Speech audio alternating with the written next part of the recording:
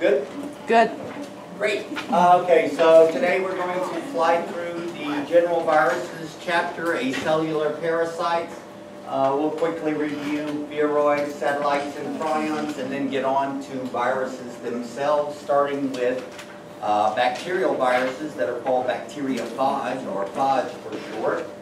And we'll talk about general characteristics of all viruses and the two different types, which are RNA or DNA.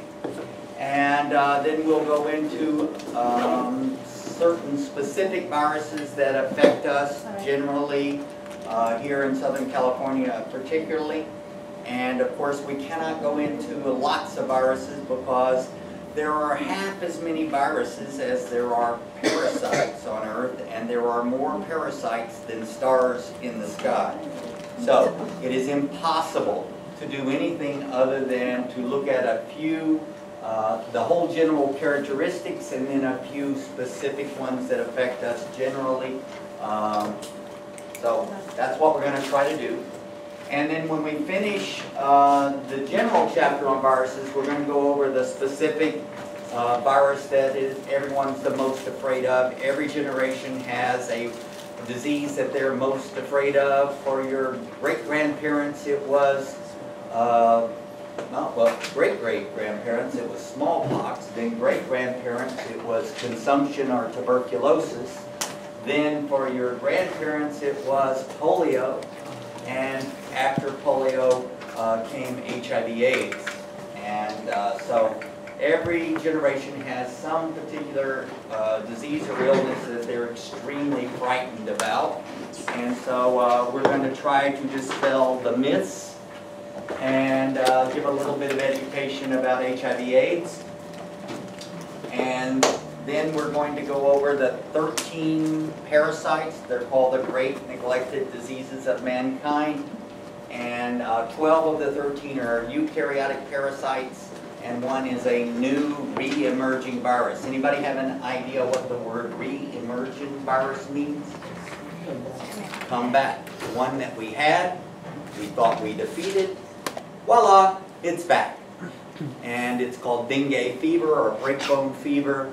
And it was almost wiped out, and it's spread by various kinds of biting mosquitoes, particularly one particular kind, one particular species of mosquito that we thought we wiped out because we basically polluted the entire environment with DDT and 2,4,5-T.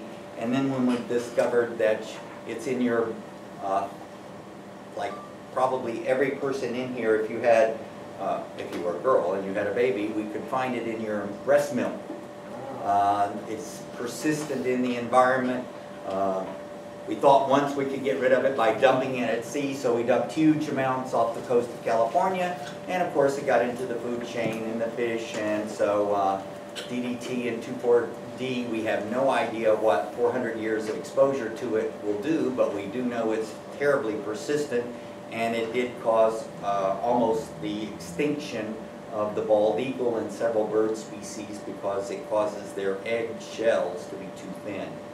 So we'll be talking about dengue fever, breakbone fever that's back and spreading up from Mexico and Texas into Southern California. Thank God we live in a desert and the mosquitoes aren't here so bad. But in the southeast, it's not going to be pretty. Anyway, that's the last topic. So the topic's on the next bi-weekly, which is the last day of class, the 22nd or 23rd of May, depending on your class or when you come in to take it. On that day, you have three things are going to happen. One, you have to bring in your paper, your typed formal unknown report, and I will grade it in class while you are taking the bi-weekly test over chapters 10, 11, HIV/AIDS, and the 13 parasites. Then when you get out, you will take your paper away and do the minor corrections, hopefully, that are needed to get a 90 or above. Of course, if it's a disaster, you'll have 12 hours to fix it. Also on that day, the parasite bonus is due. We call it the parasite cards. We give you 25 points for it, but really most people just type it up on a sheet of paper in an outline form or something like that because it's easier to do. And it's a study sheet for the day you're going to have that test. And there are 7 questions about 13 parasites. And it's online, and we discussed it the other day. What was your question? Can you explain the bonus? So, which bonus? Parasite I already did. Last class. Were you here? bonus. What time? Okay. If you go to chapter 11, eukaryotic parasites, and go to the bottom of the page after the viroids and everything, you will see there are 7 questions about the following parasites that I'm going to ask you. What's their scientific name? What's their common name? What are the disease symptoms? Where is it found? What's the causative agent? That sort of thing. And beyond that, there's a little button that says My Outline or something like that, and I have outlined all the things that you have to answer about those 13 parasites. And you cannot copy and paste, but you can reword what I put there. And that's due because that's on the test. That's why I'm making it a bonus. So you can go ahead and get started on it. And usually takes about 6 or 7 pages to do it. Just ask me to answer the question. Yeah, you just put it in outline form, like each one goes by a class. For instance, there is the microscopic tissue roundworms. That's filarial diseases. And there are elephantiasis, 2 causes, Listeria bancrofti and Brugia malayi.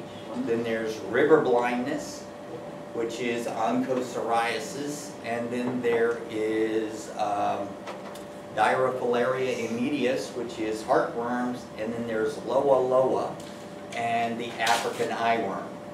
Loa loa is the American eyeworm, and the African eyeworm is the African eyeworm. All those are filarial diseases. The next one, disease, is a roundworm disease. It's the largest worm in history. It's called the guinea worm. It's about 4 feet long. And we have really a good hope of getting rid of it. And then after that comes the non-segmented flatworms, which are the flukes. And we're only going to go over the liver fluke, even though there is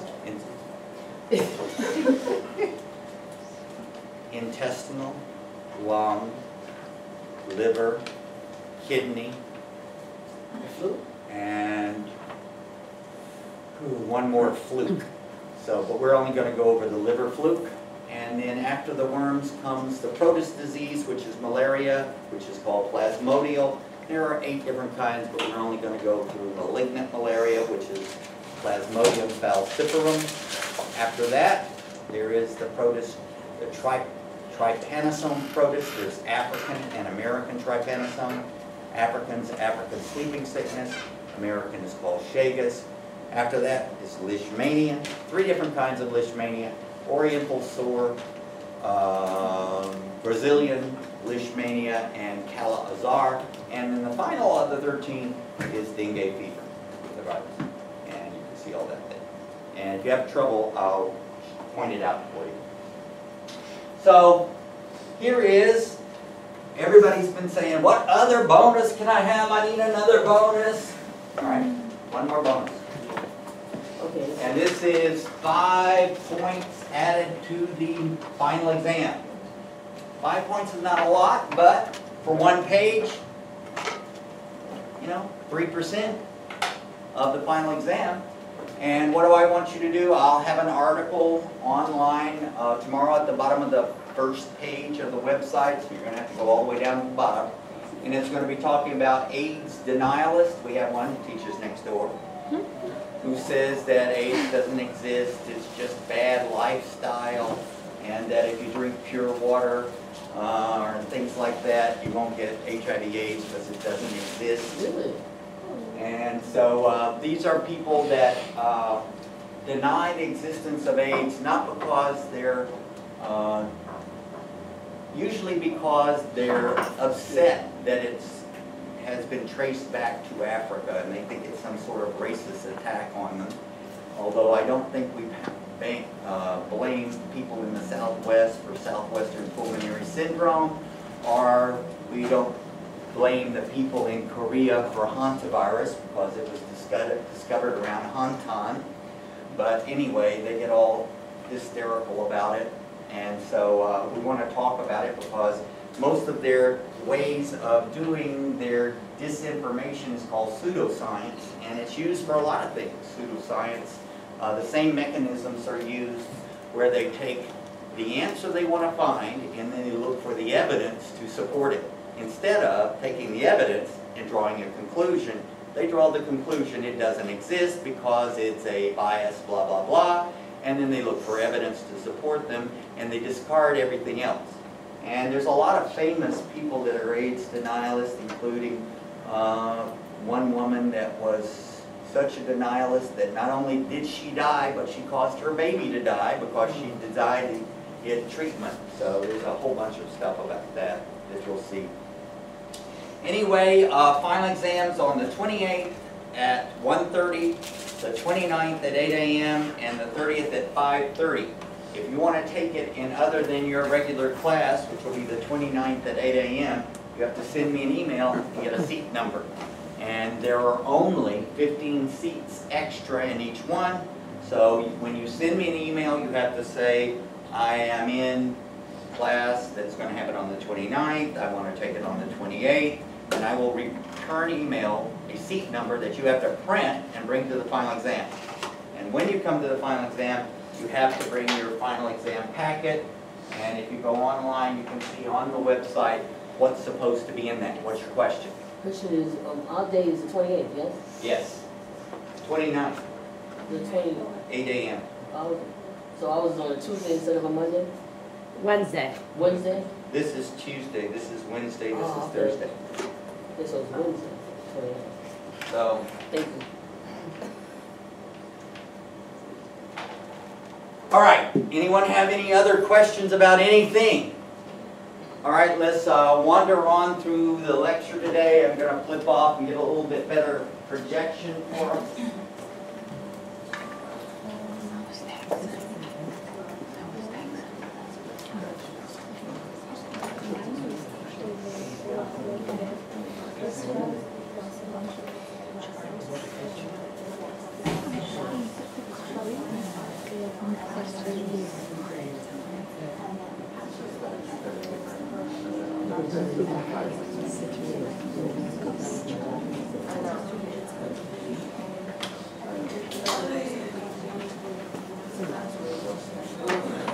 Okay, so we're going to be talking about viroids, satellites, and other acellular parasites today. We're going to fly through some things that we already have gone over. Viroids are circular, low molecular weight, usually single-stranded RNA. They're only 246 to 399 nucleotides, so they are the smallest entity of disease. The smallest thing that can cause a disease on this earth is a viroid. And they are overwhelmingly plant pathogens. There's only one known animal viroid and one suspected. The known one is hepatitis D, or delta hepatitis. It's unique in the fact that it requires an enzyme from an active infection of hepatitis B. So you have to have an active infection of B to get D. And since we have a vaccine for B, that means that you can prevent D as well as B with the hepatitis B vaccine. That's the good news. The bad news is that hepatitis B is not a terribly good vaccine, and you need boosters. You need to be checked every 5 years to see if you still have a titer for it and get a booster. So many people think they get it when they're a child and they never have to get it again, and that is not true. So if you're dealing with the public, hepatitis B, remember, is transferred by blood-to-blood contact. It used to be a sexually transmitted disease. How can something used to be a sexually transmitted disease? Anybody have an idea? How can something used to be something and now still exist and not be? Any guesses? Nope. Nope. Oh, close. What did you say? She said condoms. The answer is a sexually transmitted disease is exactly what it says. The primary way that it moves from one person to another person is by sex. And since the age of HIV/AIDS, because of people using barrier precautions to prevent the spread of HIV/AIDS, the primary way in which hepatitis B moves from person to person now is needle stick, contaminated blood, or sharing needles instead of by sex.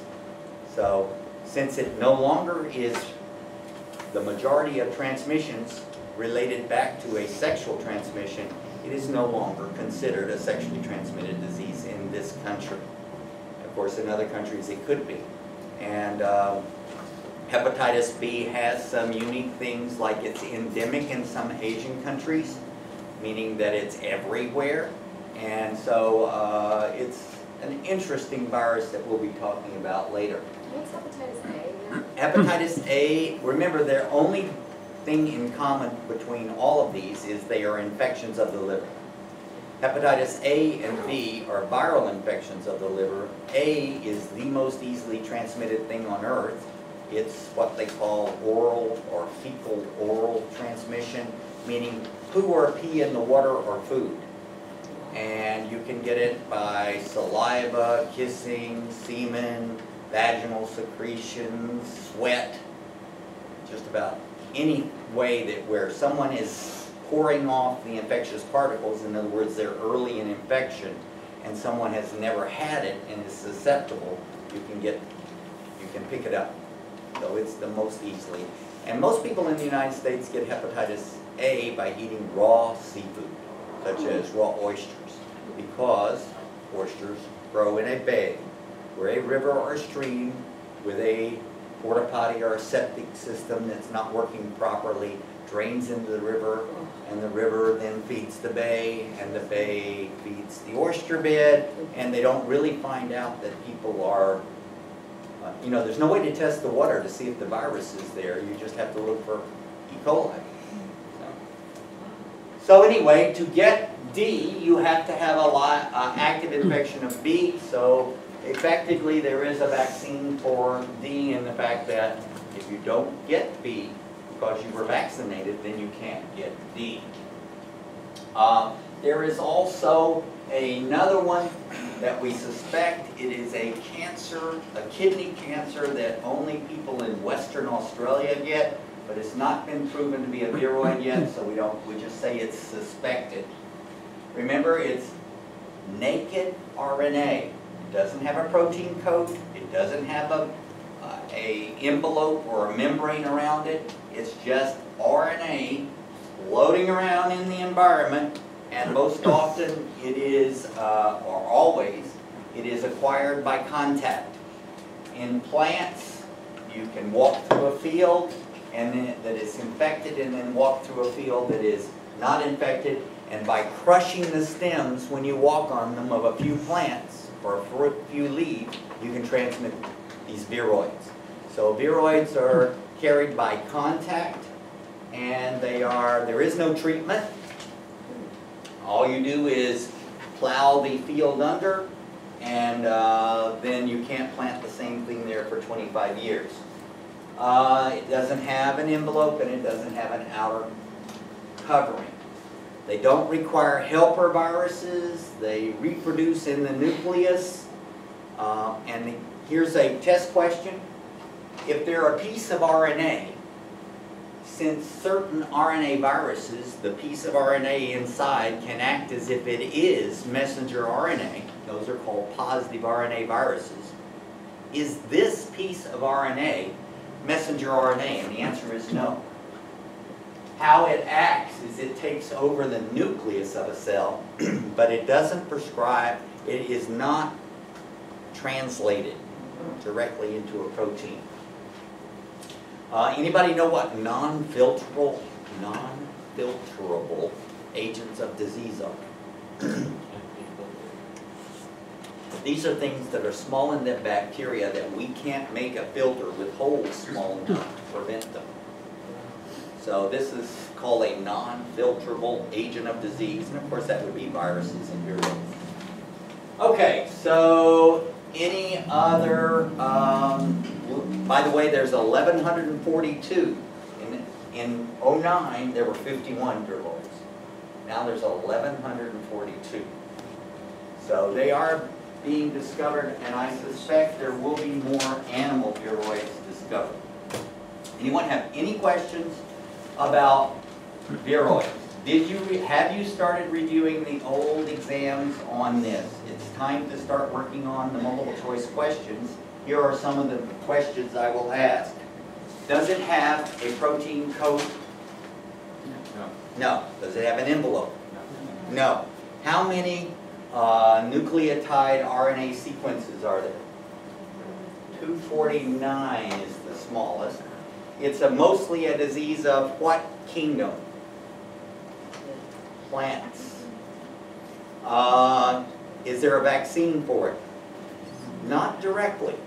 Indirectly, because of B. There is for the human viroid. Let's see, one other. Oh, does this RNA, naked RNA, act as if it is messenger RNA? No. No. And where does it act to take over the cell? Nucleus. In the nucleus, yeah. That question of whether there's a vaccine or not, will the answer be yes, no, but not directly? Yes, it'll be specified. It'll probably be requires hepatitis B for which there is a vaccine. 246 nucleotide? 200, is it? I think it's 249. 246. Oh, 246 to 399. There goes that dyslexia again. All right, satellites. Satellites are weird. Satellites are 500 nucleotides to 2,000. Most of them, again, are RNA. There is one DNA, of one or two, and I suspect there will be more, but none of humans. There are two types of satellites, and remember what's a satellite? Just looks like it's two viruses that are associated with each other. The key thing about these two viruses is they are unrelated evolutionarily, but they each require each other. So they are co-viruses. They need each other to exist. They are in impermanent association.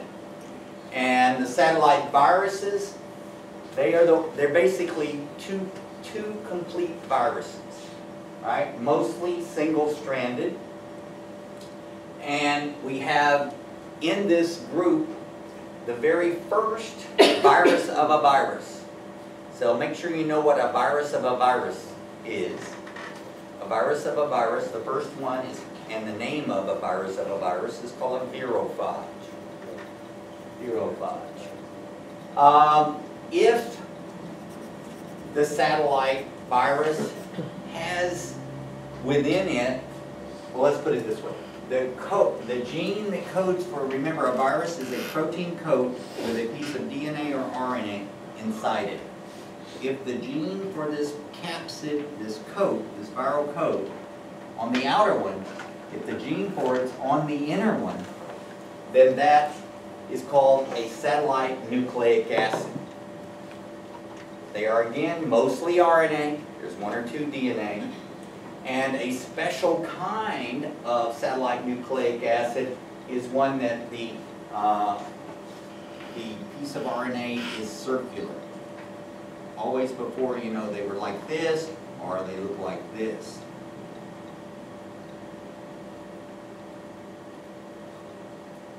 So, interesting, but are they important to animals? There's only one virus that's a satellite, it's a bees. And I'm upset about bees not being, but I'm not really upset about satellites because there are no satellite human diseases. So as of now, you know, there are lots of them, and so eventually I'm sure there will be. But right now there isn't. So what do you need to remember? The two viruses are associated. In one case, they're called satellite viruses. They are single-stranded RNA, and they are complete viruses. Each one's a complete one. If one of them has a gene needed for the other one, it's a satellite nucleic acid. There are both DNA and RNA forms, but overwhelmingly they're RNA. And overwhelmingly in both cases, these are diseases of plants. So, satellite viruses are single-stranded RNA, and you can see there's one animal of an insect, the bee. The rest of them are tobacco and tomato and all of these things. So, satellite nucleic acids again, look at them, still almost all crop diseases. Let's get back to prions. Prions are our spongiform encephalopathies. And remember, you must know the classifications of the 4 different kinds of spongiform encephalopathy. Every animal we know of has a random, sporadic, occasional, very rare spongiform encephalopathy. What is a spongiform encephalopathy? It's a hole in the brain caused by a normal brain protein folding into an abnormal, more stable, non-functional shape called a prion. And prions, whenever they come across a normal shaped brain protein, they will convert it to the more stable, non-functional and stick together in long chains, and the cells die because they're non-functional.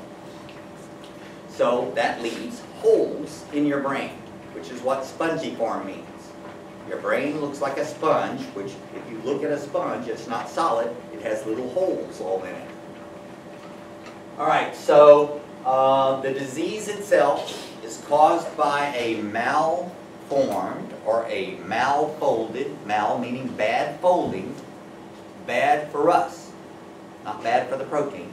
The protein is actually better for the protein because it is more stable and almost indestructible in the malformed prion state. What's the normal one called? Remember that this stuff is all so new that we just have to say our own nomenclature, because if you look in different books, you have different things. So we're going to call the normal brain protein PRP. And the one that's misfolded, same amino acids in the same order, with 1 to 5 mutations, but just one mutation can cause it to fold into the malformed, non-functional shape that sticks together in long chains, dies, and leaves holes. And that's called a prion. And the guy who came up with that terminology is Stanley Prusiner, who received the 1997 Nobel Prize for his protein-only hypothesis.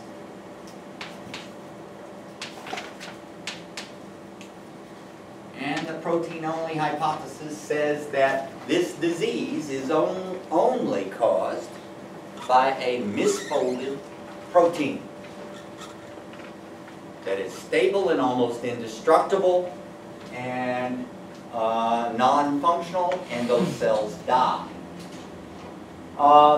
So let's talk about the different kinds of spongiform encephalopathy. If we don't know where the spongiform encephalopathy came from, if we don't know how it arose, we have no idea, we have no connection, no evidence, then it's called idiopathic. We're idiots about how this person got this disease. All right, next, sporadic. That is, every mammal, every animal ever discussed, looked at, has had occasional, very rare, a baby born or animal born with a mutation that causes this disease, and that animal dies. And that's where it ends, because they don't reproduce. It's not spread on that way. It's just a mutation in the genes that code for this protein in their brain, and it misfolds, and the animal dies. And that's called sporadic or random spongiform encephalopathy. And in humans, it was discovered around 1900 by 2 German doctors, and so it was named after them, Creutzfeldt-Jakob's disease. Creutzfeldt-Jakob's disease. What's interesting about the form that's random is only about 1/3 to 40% of the brain is lost to holes. The other forms has much greater loss of brain tissue. All right, in sheep, The sporadic form was originally seen in sheep and goats, and it was called scrapie. In deer and elk, it's called chronic wasting disease. And maybe originally, and we're not sure, but originally it must have occurred in New Guinea. And there they named it kuru. So the very first instance of a person dying of a sporadic spongiform encephalopathy in New Guinea was probably kuru. Of course, then it became transmissible when they ate each other. Oh, yeah. All right, so let's talk about the second kind of spongiform encephalopathy, the first being sporadic, the second one being genetic. And the genetic one is sort of self-eliminating because you can screen for it genetically, and the organisms that, the babies that are born with it die almost immediately. And it's called fatal fetal insomnia, or Gertzmann-Straussler-Schlinkner, which I prefer to call GSS. All right? And almost always the babies die nearly immediately, but sometimes they do last for a couple of years. The one we're afraid of is the third kind. And the third kind is called transmissible or contagious spongiform encephalopathy. And you can get this by contaminated instruments.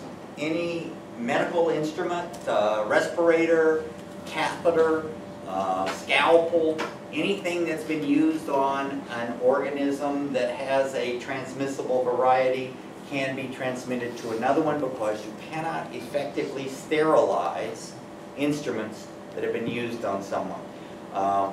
If you look at the mechanisms, if you do the micro 40 reading on sterilization, you will find that the way in which we can sterilize some equipment from prions is so harsh and so lengthy that most of the time all parts that have been used on someone are just thrown away, because it requires extremely high temperature, or it requires extremely high temperature and pressure, plus being soaked in like a 1 normal solution of calcium hydroxide, which is extremely harsh treatment.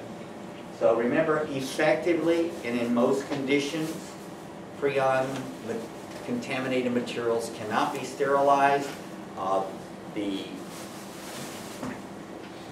USDA and FDA do have protocols for things such as plastic, respiratory equipment that's been used that can be sterilized.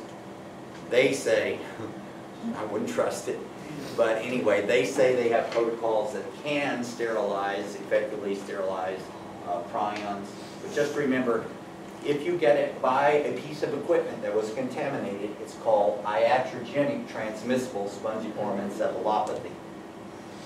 Why were these forms limited? Because there was a species barrier, and the only animal that we thought could get this didn't transmit it to people. And so we really didn't worry about spongiform encephalopathies until we discovered that sheep fed to cows have no species barrier virtually between a sheep and a cow. And since there's none between a cow and most other mammals, that is the route in which transmissible encephalopathies came into other animals, such as house cats, pets, zoo animals, and eventually humans. So a person eating a scrapie sheep is not going to get a transmissible spongiform encephalopathy. Why? There's a high species barrier between sheep and people. We don't get their diseases, and we don't get this one from them. But if a cow is fed a sheep material that is contaminated with neurological material such as spinal cord or brain from a scrapie sheep, the cow will get their form of transmissible spongiform encephalopathy called BSE, bovine spongiform encephalopathy, nicknamed mad cow. 60% of their brain will be destroyed. So remember, it's much greater than the random of 33%, almost double. And any animal that eats neurological material from this cow, it looks like, can pick it up. And so We call the variety where we either ate a mad cow or we ate a deer and elk, because this is also transmissible to humans. So if you eat this or this, you will get the human variety of transmissible, and it's called little b CJD or CJD-NV, new variant. Why? Is it different? It's much quicker and much more amount of the brain is lost. Question? The dropping cow is the same as mad cow, or is it What's just bovine? dropping, What's or? Oh, downer cows. Downer cow, that's. Downer cows is a general term for any cow that's sick, that can't stand up. Oh, And downer cows went into renderings, as well as scrapey sheep. We think that a few of those cows may have had BSC naturally. They were sick, so they put in there. yeah. But most people believe that the way that cows got it was from scrapey sheep, because a lot of scrapey sheep was put in renderings. Anyone have any questions about prions? Yes? What about the pigs? Because we were watching the video about pigs. Right, pigs can get it from cows, but I don't know any information about whether people can get it from pigs. We don't usually eat pig brain or pig spinal cord. So only if you eat like cow brain, you can get it like it's Right, for instance, if a hunter killed a deer and only took the steaks and didn't contaminate, didn't break the spinal fluid, didn't get it leaked onto any of the other things or the brain, then there are guidelines for properly harvesting a deer and still being able to eat the meat and not get it. So I'll have to look into the pig. That's an interesting thing, because I do know that pigs can get it from BSC. How about sheep? What about from people? Yeah, if people eat sheep's If they eat brain, sheep or goat, they can't get it. No, I think. Sheep brain? Yeah. Nope. No? No. Then how about kuru? About what? Kuru? Kuru, yeah. Kuru's from eating people brain. All people. People eating people brain. Not fun. I hear that, the breasts are the best part. This is like chicken. All right. So these are just some of the important terms and concepts. One, the protein-only hypothesis is revolutionary. It's like breaking the first law of the 10 Commandments of science, that something can be an agent that can spread without reproduction with DNA or RNA. Remember, there is no DNA or RNA involved in this. This is just a protein acting like a magnet on pieces of metal. You know how if you go up to pieces of metal, you can change the way they're laid out on the table by bringing a magnet near it. So that's what this prion does. PRPC is one of the designations for normal brain protein. And remember, the protein that makes up the neurons in the brain is 254 amino acids. And we found that just changing one of those can cause it to refold. The one, how do you designate scrapie? And it's called PRPSC, and then prion. Remember, it's resistant to changes in pH. It's resistant to radiation. It's resistant to normal autoclaves, disinfectants, sterilant, formaldehyde, glutaraldehyde. It's resistant to cold, freezing, liquid nitrogen, drying. It's resistant to detergents, antiseptics, and disinfectants. So there are some very extreme protocols on how to get rid of prions, and most of them are so extreme they damage equipment. This is the first. We've talked about it, but we haven't emphasized it before, and this is a very important term right now, because almost everything you discover late after this is going to be what we call a zoonosis. Can anyone tell me what a zoonosis is? Read it. When a disease or an organism or a virus or anything evolves with one species and then moves to a new one, It's called a zoonosis, like it because we discovered it in zoos. That the caretakers of animals were getting animal diseases that people didn't normally get. And so that's where we came up with the term. And since your species did not evolve with this pathogen over hundreds of thousands of years, do you think you have any defense against it? Think about it. You're getting a disease, let's say, of a pig. How many pig antibodies do you think you've ever made? None. So are you going to have protection from a pig disease? That's why they're really worried about like putting hemoglobin that's made in pigs into people. Will we pick up diseases that pigs that we have no history of? And so we don't know. We don't know. So anyway, zoonosis is, there are lots of zoonoses. HIV is a zoonosis. Anthrax is a zoonosis. Originally anthrax was in cows. Now it's in people and we use it as a weapon. People mail it through the mail, you know. Anthrax spores. And originally a subtype of chimpanzee found in Cameroon was HIV. And how do almost all zoonoses transmit to people? We eat the animal. If we eat the host, then in preparation of the food, how many of you wear gloves when you pull the meat out of the refrigerator or cut up a chicken? Nobody. So if that animal has a disease that can find a host cell in us, and you nick yourself, or you have been biting your fingernails, or you have fallen down on the concrete and roughed up your palm, you have then provided access of that animal pathogen into people, and if it can find a similar host cell to ours, it will inhabit us.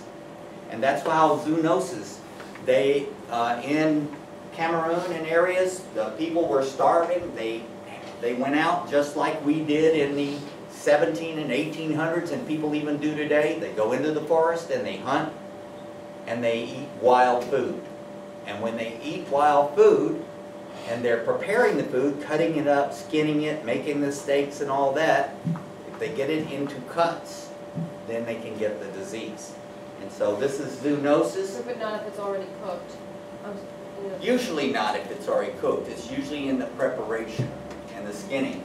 Anyone ever looked at any of the programs put out by TED? Technology and Educational Development? Anyway, there is a program put out by TED that discusses viral monitoring. Viral and zoonotic world monitoring.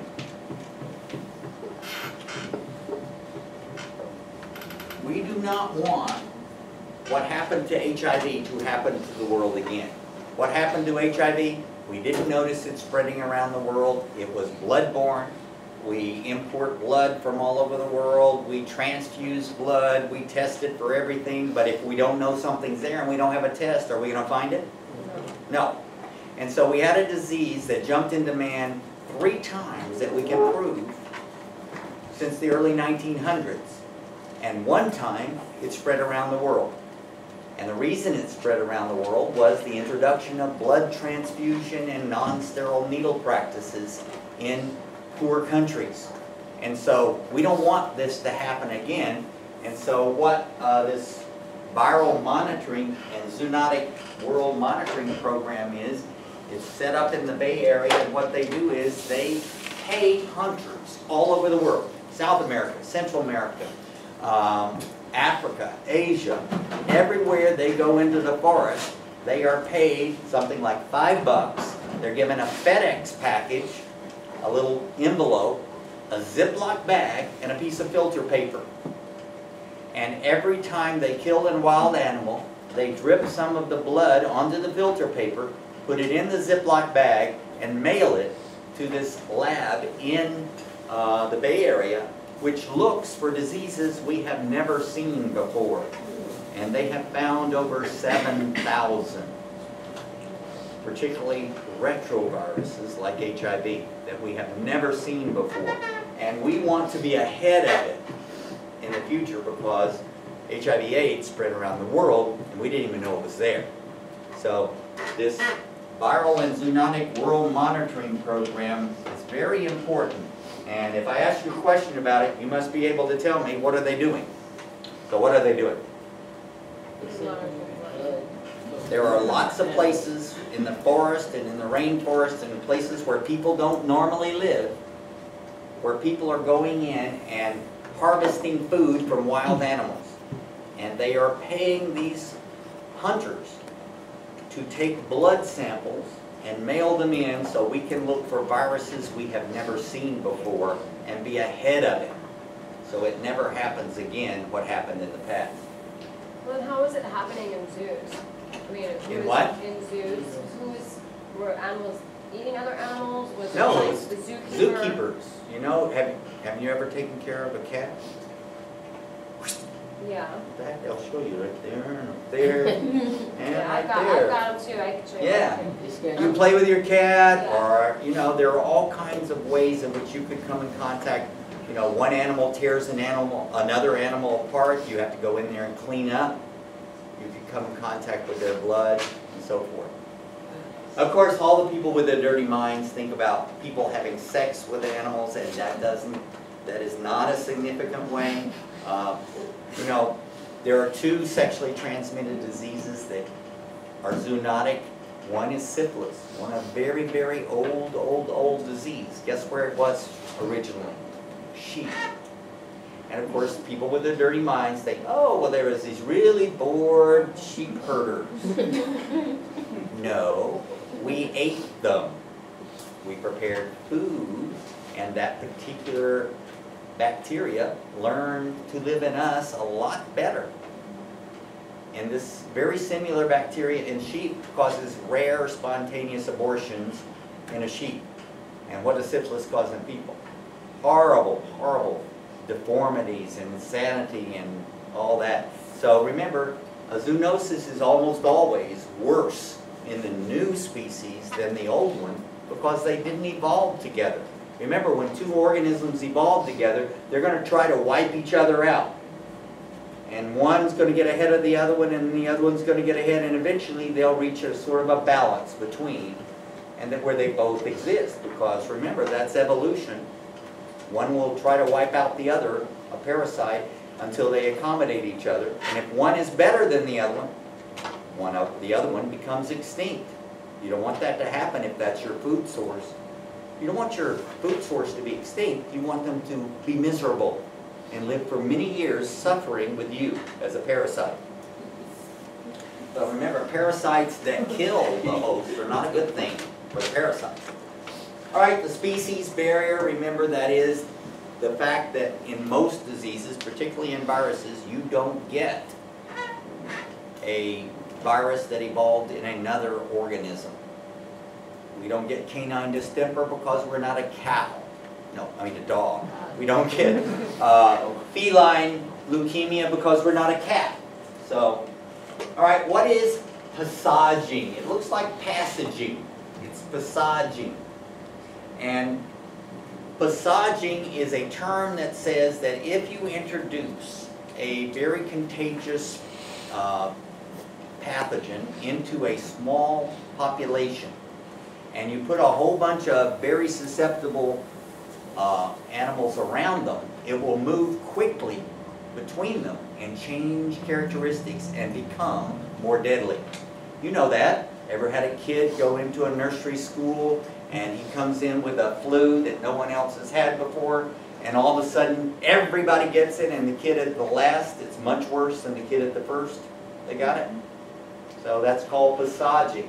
That's when you quickly move the pathogen within a group of hosts and it changes characteristics. And we talked about this. This was just about susceptibility to prions.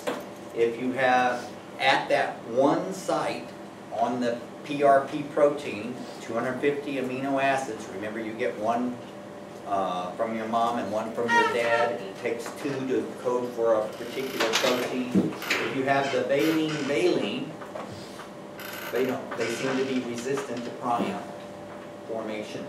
If you have the valine methionine, you're moderate. But all of the people that got it were methionine. And that's called methionine homozygous. So they're the most susceptible to being exposed to prions and getting the disease. Okay, what else? Why did that go blank? There it goes. A lot of people get all upset about prions. Look at how many people.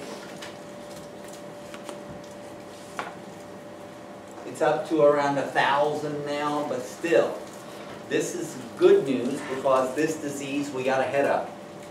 Before it spread around the world, we learned how to control it, and we're getting more and more control over it. And so the number of cases is now declining tremendously. And one of the big reasons, name 2 ways in which England has become the country with the least amount of new transmissions. They had it first, but what did they do to stop it from continuing and getting worse and worse and worse? Because with mad cow disease, first year there was 10. By the second year there was 100,000. Why didn't that happen in people? There was 10, then there was 12, and there was 15, and then there's 9. They killed every cow that had ever been fed rendered food. They then test every piece of meat of any kind that's sold in England before it's put on the market.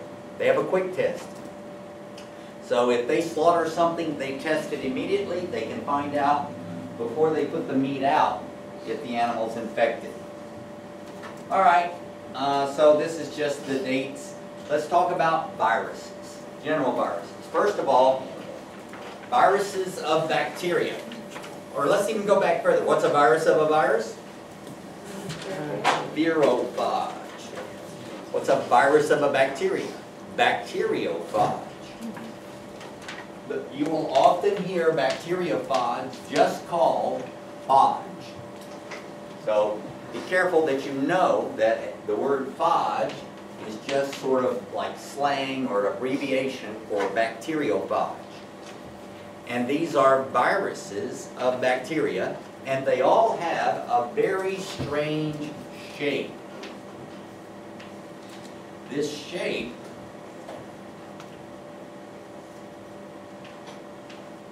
is called complex. They are all DNA inside the capsid. Remember, the capsid is the protein coat outside. Inside is a piece of DNA. And these little tail receptors are what stick to specific proteins by species, all the way down to subspecies. So these bacteriophage, we actually use them for identification. Like if I wanted to know, if she said, I think my bacteria is Enterobacter aerogenes, we could order a bacteriophage that would only kill Enterobacter aerogenes. We'd spread it out on a plate, put this bacteriophage on it. If it ate holes in the bacteria, we would know it's Enterobacter aerogenes. So we can actually use it for identification. That's how specific bacteriophage are. That's how we test if an E. coli is the one with the toxin. You order bacteriophage that will only kill it. Therefore, you've identified. So, and what is this shape of a bacteria called? Complex. It is very bizarre shape. No other virus looks like this. So, bacteriophage have a complex shape. They're very species specific. We don't name them with any special names anymore. We just say E. coli, phage, and then we say a number. So they're given numbers. They're all DNA. So let's talk about the parts of viruses. These are bacterial viruses. Let's talk about other viruses. Remember, the outer coat is called the capsid. And the capsid is made up of identical little pieces over and over again called capsomeres. So identical capsomeres make up the capsid, which is the protein outer coat.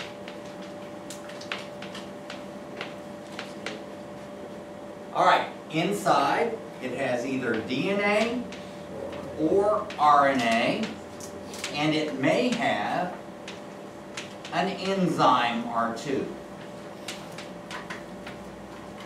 Like, for instance, the virus that causes AIDS has an enzyme called reverse transcriptase inside that enables it to convert viral RNA into viral DNA, because remember, it's going to insert its genetic material into yours. And you have DNA, so it's got to convert to DNA to insert. So remember, it has RNA or DNA. It cannot have both. That's a test question. What's the outer protein coat called? Capsid. What's it made of? Identical capsomeres. Finally, some viruses, instead of exploding the host cell and being released, like bacteriophage do, they sort of bud through it like a yeast. They buds. And if they bud through the plasma membrane of the host, they pick up a piece of that plasma membrane, and it's called an envelope. And remember, it's a glycoprotein like a membrane, like the plasma membrane. It is essentially a piece of plasma membrane of the host cell. And of course, if you bud through a T cell's plasma membrane, that will enable you to attach to another T cell, because you're taking a part of the plasma membrane of one, and that it will notice and stick to the plasma membrane of the very same type. What's budding through? Budding through is, here you have a host cell.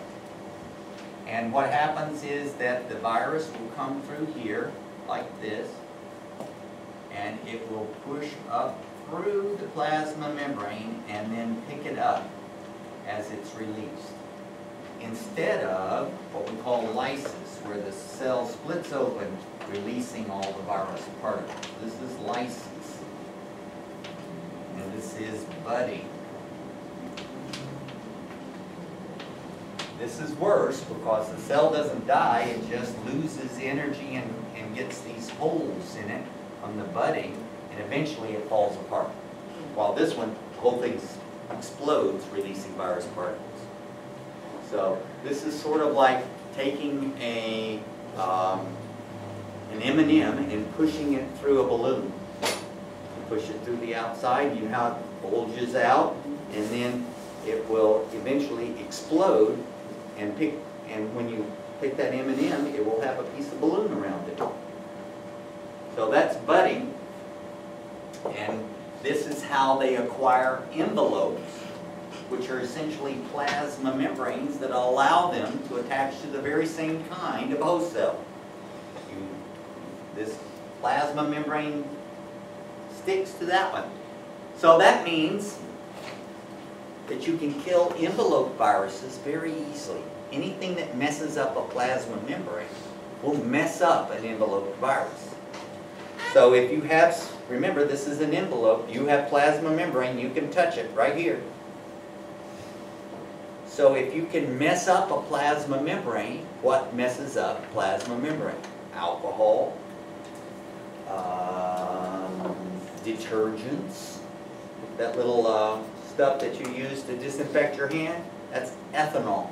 It's a gel ethanol. And it messes up plasma membrane. So what will it get rid of? Bacteria and enveloped viruses. Now, what if the virus doesn't have an envelope? Then it's called naked, and it's almost indestructible. Only radiation will kill naked viruses. So things like polio. Why did polio spread around the world? Because it was a naked virus and people pooped it into the water. So what? Chlorine doesn't kill it. Doesn't kill naked viruses. Is that So- still in a capsule? What?